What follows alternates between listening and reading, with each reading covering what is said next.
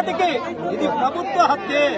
నేను ఒకటే ఒక మాట చెప్తా ఉన్నా, ఇలా హుస్నాబాద్ నియోజకవర్గం ఉన్నటువంటి మంత్రి గారు ఇలా నీ నియోజకవర్గంలో ఒక సర్పంచ్ గ్రామ అభివృద్ధి చేసి ఇలా బిల్లులు రాక ఇలా మరణం చెందితే కనీసం నీకు ఇక్కడికి వచ్చి ఈ కుటుంబాన్ని ఓదార్చ ఒప్పుకోలేదా అని ఈ మంత్రి గారిని అడుగుతా ఉన్నా.